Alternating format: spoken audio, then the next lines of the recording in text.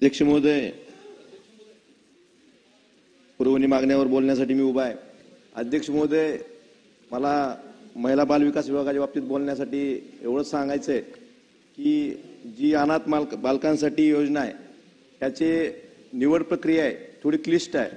ही निवड प्रक्रिया सुकर करून त्यांना वर्षभर झाले त्यांचे हक्काचे पैसे मिळत नाहीत, यासाठी तरतूद करावी आणि ते लवकरात लवकर पैसे त्या बालकांना कसे मिळतील यासाठी सुद्धा सरकारनं तरतूद करावी, एवढीच विनंती करायची आहे। अध्यक्ष महोदय, सार्वजनिक आरोग्य विभागाच्या बाबतीत आमच्या धाराशिवला 500 बेडेड हॉस्पिटल मंजूर झालं, परंतु त्यासाठी कुठलीही तरतूद या सरकारनं मागच्याही बजेटमध्ये केली नाही, याही बजेटमध्ये केली नाही।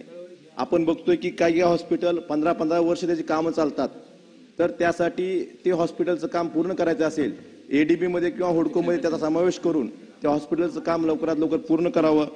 अध्यक्ष महोदय, आपल्या सार्वजनिक आरोग्य विभागाच्या बाबतीत ही बऱ्याच वर्षापासून असं रोहित दादांनी सांगितलं की ती कामं कंत्राटदार बिलं नाहीत म्हणून कामं थांबवलीत, त्यामुळे ती कमीत कमी जी कामं मंजूर आहेत ती तर कामं पूर्ण करण्यासाठी त्या कंत्राटदारांना बिलं द्यावी, कारण कंत्राटदारांनी कामं अर्धवट ठेवल्यामुळं अर्धवट कामं असल्यामुळे रस्त्याची परत क्वालिटी खराब होते।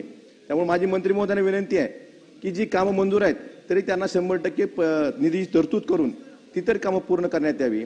आणि आता जो विधानाने सांगितल्याप्रमाणे ज्या पद्धतीनं विरोधी पक्षाच्या आमदार जिथे आहे त्या ठिकाणी निधी दिला जात नाही, परंतु त्या ठिकाणी तुमच्या सुद्धा पक्षाच्या उमेदवाराला मतं पडलेली असतात, याचा सुद्धा विचार करावा आणि त्या मतास तरी आदर करून त्या मतदारसंघावर आमदार विरोधी आहे म्हणून अन्याय न करता त्या मताचा आदर करून सर्व मतदार सारखेच असतात असं समजून त्या मतदारसंघांना सुद्धा निधी द्यावा, एवढीच विनंती करतो। धन्यवाद अध्यक्ष महोदय।